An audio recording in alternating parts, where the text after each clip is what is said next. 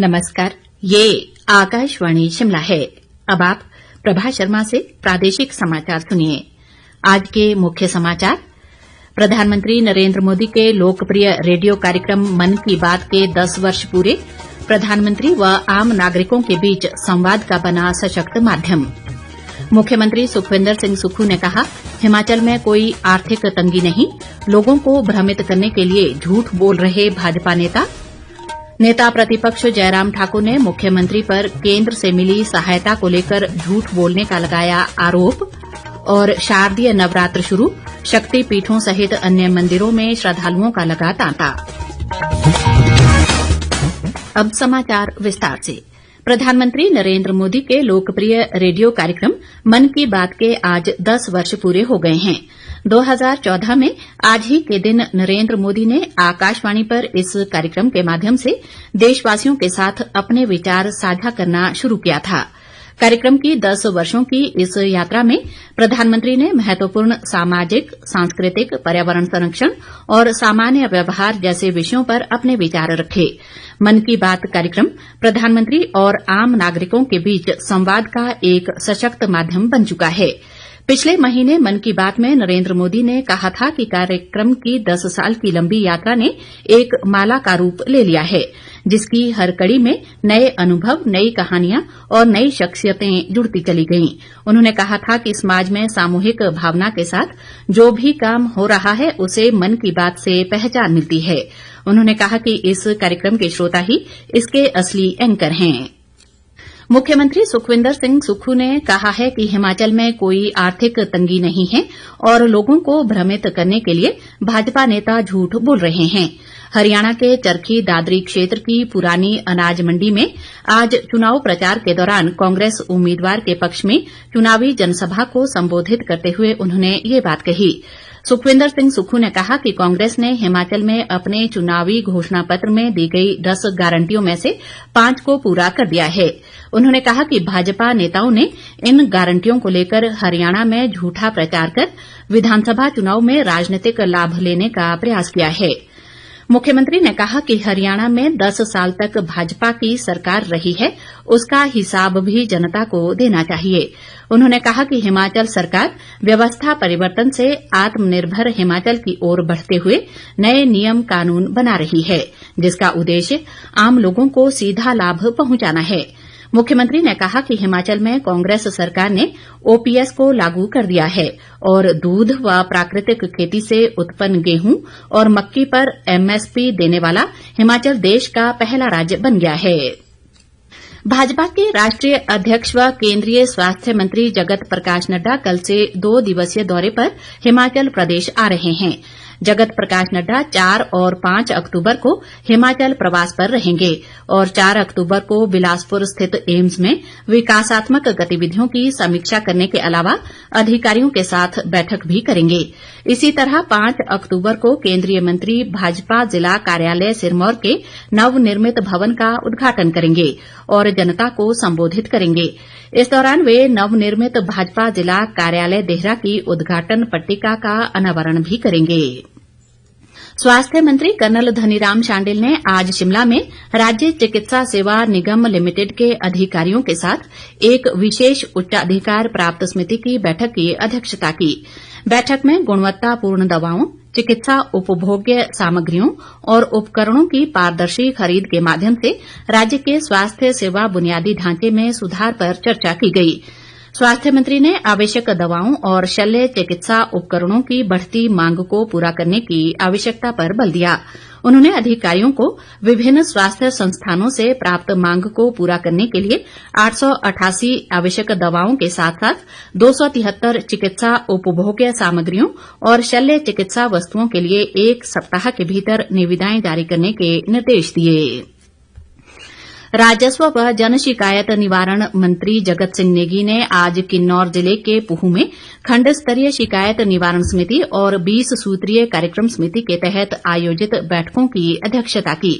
इस दौरान बिजली आपूर्ति, स्वच्छ पेयजल और संपर्क मार्गों के रखरखाव सहित लंबित विकास कार्यों पर विचार विमर्श कर संबंधित विभागों को उचित दिशा निर्देश दिए गए। नेगी ने अधिकारियों को वर्तमान राज्य सरकार की विकासात्मक गतिविधियों को गति प्रदान करने के निर्देश दिए ताकि लोगों को इन योजनाओं का लाभ मिल सके। प्रादेशिक समाचार बुलेटिन में आपका फिर स्वागत है। नेता प्रतिपक्ष जयराम ठाकुर ने मुख्यमंत्री सुखविंदर सिंह सुक्खू पर झूठ बोलने का आरोप लगाते हुए कहा है कि केंद्र ने आपदा के दौरान हिमाचल की हर स्तर पर मदद की है। शिमला से जारी एक बयान में उन्होंने कहा कि मुख्यमंत्री ने 2 साल के कार्यकाल में लोगों से सुविधाएं छीनने का काम किया है। जयराम ठाकुर ने कहा कि मुख्यमंत्री द्वारा केंद्र से मिली सहायता को नजरअंदाज कर तथ्यहीन बयानबाजी करना बेहद शर्मनाक है। नेता प्रतिपक्ष ने कहा कि केंद्र ने राष्ट्रीय आपदा मोचन कोष के तहत हिमाचल के खाते में 189 करोड़ रुपए अगले साल के लिए एडवांस दिए हैं। इसके अलावा पिछले 1.5 साल में केंद्र सरकार ने प्रदेश को 1,10,000 से ज्यादा प्रधानमंत्री ग्रामीण आवास योजना के तहत मकान और 2500 करोड़ रुपए की नकद सहायता दी है। जयराम ठाकुर ने कहा कि मोदी सरकार ने हिमाचल को करोड़ों रुपए की परियोजनाएं दी हैं। उन्होंने प्रदेश सरकार पर मूलभूत सुविधाओं के दाम बढ़ाकर लोगों पर महंगाई का बोझ डालने का आरोप भी लगाया। जयराम ठाकुर ने मुख्यमंत्री को बेतुकी बयानबाजी करने के बजाय हिमाचल के हित में काम करने की सलाह दी है। प्रदेश में स्ट्रीट वेंडर्स पॉलिसी को लेकर बनाई गई 7 सदस्यीय कमेटी की पहली बैठक आज विधानसभा में संसदीय कार्य मंत्री हर्षवर्धन चौहान की अध्यक्षता में हुई। बैठक में शहरी विकास विभाग ने केंद्र सरकार की 2014 और प्रदेश सरकार की 2016 की स्ट्रीट वेंडर पॉलिसी को लेकर विस्तृत प्रस्तुति दी। इसके अलावा कमेटी के सदस्यों ने भी अपने अपने सुझाव दिए हैं। कमेटी के अध्यक्ष व संसदीय कार्य मंत्री हर्षवर्धन चौहान ने कहा कि स्ट्रीट वेंडर पॉलिसी कमेटी की ये पहली बैठक हुई है जिसमें पक्ष और विपक्ष के वरिष्ठ सदस्यों ने अपने अपने सुझाव दिए हैं। उन्होंने कहा कि किसी भी नतीजे पर पहुंचने से पहले कमेटी रेहड़ी फड़ी वालों और आम लोगों के सुझाव भी लेगी, जिसके लिए 15 दिन का समय तय किया गया है। हर्षवर्धन चौहान ने कहा कि कमेटी की अगली बैठक 4 नवंबर को होगी, जिसमें लोगों के सुझावों और अन्य कानूनी पहलुओं पर भी चर्चा की जाएगी। शारदीय नवरात्र आज से शुरू हो गए हैं। नवरात्र के पहले दिन आज मां दुर्गा के शैलपुत्री स्वरूप की पूजा अर्चना की जा रही है। प्रदेश के सभी शक्तिपीठों मां ज्वालामुखी, चिंतपूर्णी, बज्रेश्वरी, श्री नैना देवी और चामुंडा देवी सहित अन्य मंदिरों में दिन भर श्रद्धालुओं का तांता लगा रहा। इस दौरान शक्तिपीठों सहित अन्य मंदिरों में विभिन्न धार्मिक आयोजनों से वातावरण भक्तिमय बना हुआ है और मंदिरों को आकर्षक ढंग से सजाया गया है। शिमला के ऐतिहासिक कालीबाड़ी मंदिर में भी सुबह 6 बजे आरती के साथ ही भक्तों का तांता लगना शुरू हो गया। मंदिर के पुजारी मुक्ति चक्रवर्ती ने बताया कि नवरात्रों में बंगाल से काफी श्रद्धालु शिमला में मां कालीबाड़ी के दर्शनों के लिए आते हैं।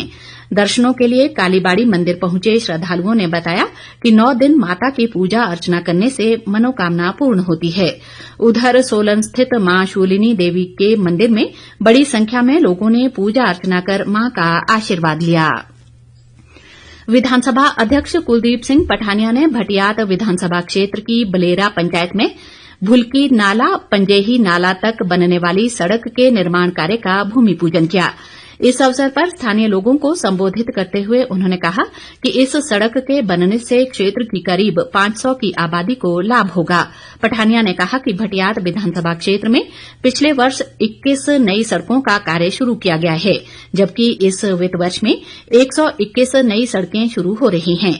इस बीच विधानसभा अध्यक्ष ने नूरपुर के मलकवाल में आयोजित 2 दिवसीय 12वीं राष्ट्रीय जूनियर कुराश चैंपियनशिप के समापन कार्यक्रम में बतौर मुख्य अतिथि शिरकत की और विजेता खिलाड़ियों को सम्मानित किया। इस प्रतियोगिता में 24 राज्यों के करीब 700 खिलाड़ियों ने हिस्सा लिया। उप मुख्य सचेतक व विधायक केवल सिंह पठानिया ने आज शाहपुर विधानसभा क्षेत्र के कोहला में रैत से कोहला सड़क के स्तरोन्नयन कार्य का निरीक्षण कर भूमि पूजन भी किया।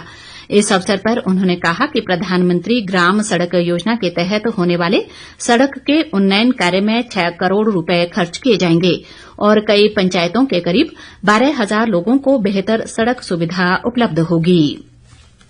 अंत में मुख्य समाचार एक बार फिर। प्रधानमंत्री नरेंद्र मोदी के लोकप्रिय रेडियो कार्यक्रम मन की बात के 10 वर्ष पूरे, प्रधानमंत्री व आम नागरिकों के बीच संवाद का बना सशक्त माध्यम। मुख्यमंत्री सुखविंदर सिंह सुक्खू ने कहा, हिमाचल में कोई आर्थिक तंगी नहीं, लोगों को भ्रमित करने के लिए झूठ बोल रहे भाजपा नेता प्रतिपक्ष जयराम ठाकुर ने मुख्यमंत्री पर केंद्र से मिली सहायता को लेकर झूठ बोलने का लगाया आरोप। और शारदीय नवरात्र शुरू, शक्तिपीठों सहित अन्य मंदिरों में श्रद्धालुओं का लगा तांता। इसी के साथ ये समाचार बुलेटिन समाप्त हुआ। नमस्कार।